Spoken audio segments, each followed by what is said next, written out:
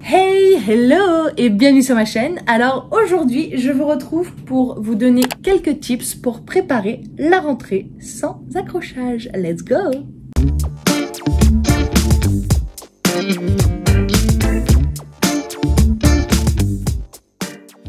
Alors, vous êtes en vacances, le meilleur moyen pour vous ressourcer avant de reprendre le travail, l'école, avant de reprendre tout ça. Profitez-en pour vous ressourcer un maximum, c'est vraiment primordial et pour votre mental et pour votre physique. Par contre, malheureusement, il va falloir penser à l'après et à la rentrée. Ça, normalement, on y pense sur les dernières journées de nos vacances, mais surtout, il faut repartir sur de bonnes bases. Ok?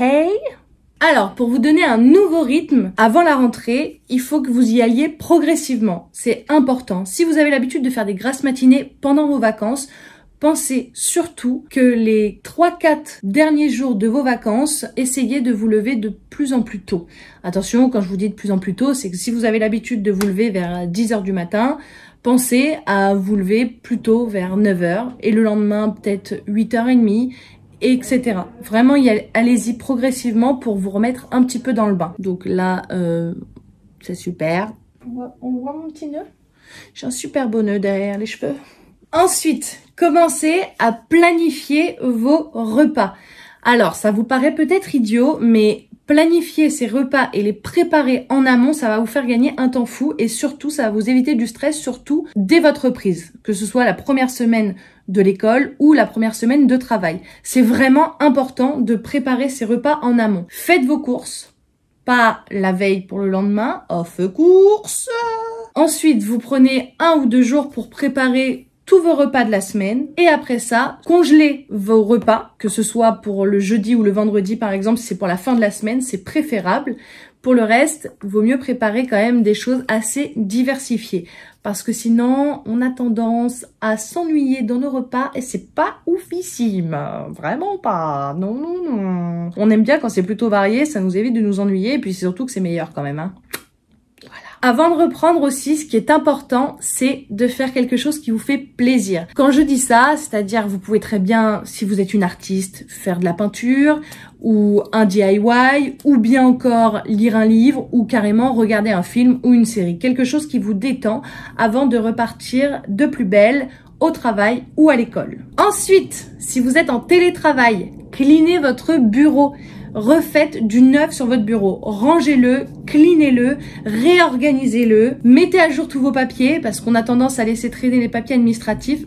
Je suis moi aussi dans ce cas-là, j'ai tendance à pas vouloir les faire tout de suite. Triez vos stylos, testez vos stylos aussi parce que ça, on a tous des stylos qui ne fonctionnent pas super bien ou qui sont carrément vides, qu'il n'y a plus d'encre dedans. Donc ça ne sert à rien de les garder, on les dégage à la poubelle et au pire, rachetez-en.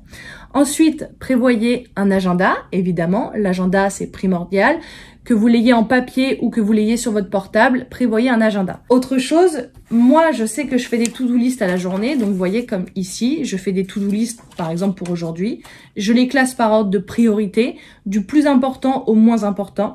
Et ensuite, pour mes semaines, j'ai des semainiers. Les semainiers, franchement, il n'y a rien de mieux parce que moi, vous pouvez vous organiser pour toute la semaine sans être débordé et pareil, planifier par ordre de priorité. Du coup, si vous êtes en télétravail, pensez aussi à réorganiser votre bureau de façon fonctionnelle pour que celui-ci soit le plus fonctionnel possible. Évidemment, merci de répéter la même chose. Super Jenny, ça c'était top, top, top. Bref, globalement, si vous êtes en télétravail, triez, rangez, jetez, rachetez s'il faut des post-it, du scotch, de la colle, des stylos, I don't know, mais rachetez les choses qui vous sont utiles pour votre futur télétravail.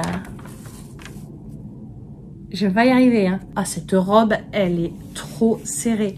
La meuf, elle a pris trop d'épaules, quoi. Ça, c'est pas bon, c'est absurde. Je sais pas si on me voit, mais putain, je vais l'exploser, le truc, quoi. Ça va péter! Péter!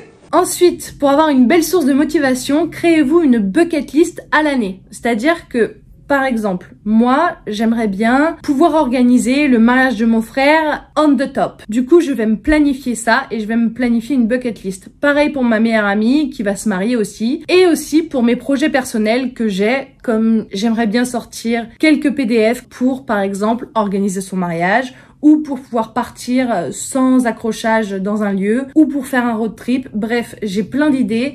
Tout ça, je vais les écrire sur une bucket list qui sont réalisables à l'année. Je dis bien réalisables, hein. C'est-à-dire que faire le tour du monde, malheureusement, je ne peux pas pour le moment. Après, c'est en fonction de vos envies, en fonction de ce qui est possible. Et c'est surtout, comme je vous l'ai dit, une belle source de motivation. Donc pensez-y, ça peut être vraiment important. Et encore un avion qui passe, c'est pas pour CH. Avant de reprendre aussi, n'oubliez pas de checker votre sac, votre attaché-caisse, votre sac à dos, je ne sais pas si vous allez au travail, si vous allez à l'école, peu importe, mais n'oubliez pas de checker votre sac. Videz-le, lavez-le, triez-le et ensuite rajoutez les choses si vous en avez besoin. Évidemment, le nécessaire, quoi. Alors un truc qui paraît tout con, mais changez le son de votre réveil. Ça paraît franchement bête, mais le fait de changer et de mettre une musique qui vous donne la pêche, qui vous rend smiling, happy, I don't know, mais quelque chose qui vous rend heureux, ça va vous motiver plus qu'autre chose pour reprendre le travail. Donc, ou l'école, évidemment. Mais changer le son de votre réveil, en fait, ça va vous redonner une nouvelle année et finalement, c'est plutôt positif. Donc, pensez-y. Paraît con, mais c'est plutôt pas mal. Alors, je vous l'ai déjà dit dans une ancienne vidéo, mais planifiez en avance vos fringues du lendemain. Donc la veille, on fait quoi? On prépare sa petite pile avec son jeans, sa petite chemise, je ne sais pas ce que vous allez mettre, mais bref, préparez vos affaires la veille pour pas être en panique le jour J, parce que sinon, c'est le bordel et on a tendance à faire absolument n'importe quoi dans son dressing, à foutre le bordel et après quand on rentre le soir, ça nous agace parce que tout est en bazar. Alors, il y en a qui le font, moi j'ai pas trop tendance à le faire parce que je prends le temps nécessaire pour le faire, mais préparer son petit-déj à l'avance, ça peut être aussi plutôt intéressant. Je sais que mon meilleur ami le faisait énormément, c'est-à-dire que la veille, il sortait sa tasse à café qu'il mettait déjà, il mettait la capsule dans la cafetière, il sortait son bol avec sa petite cuillère, il mettait les céréales dehors, il avait plus qu'à sortir le lait et ensuite à manger son petit déjeuner. Moi, c'est un peu différent parce que je mange des œufs le matin et du coup, je me prépare mon café. J'ai le temps pour ça parce que je prends le temps pour ça. Mais si vous n'avez pas le temps et que vous avez peur d'être dans la panique, n'hésitez vraiment pas à préparer votre petit déjeuner en avance. Ça peut être plutôt intéressant. Si vous n'avez pas des choses frais, par exemple. Exactement, on ne sait pas ce que le mot fait ici, mais j'ai voulu le dire, voilà. Aussi, je sais que nous, on adore commencer la journée avec de la musique, parce que la musique, pour moi, c'est primordial dans ma vie. Bref. Mais préparez-vous une petite playlist ultra motivante qui vous donne la pêche, qui vous donne envie d'être happy, d'être joyeux, bref, quelque chose qui est motivant. Donc n'hésitez pas à vous préparer une petite playlist en amont, ça peut être plutôt pas mal ça aussi, hein. Alors ça, on a tous tendance à le faire, mais pas correctement. Je vous encourage à aller voir les vidéos de Major Mouvement, mais le matin, c'est super bien de s'étirer. De prendre 5 à 10 minutes pour s'étirer, c'est vraiment important.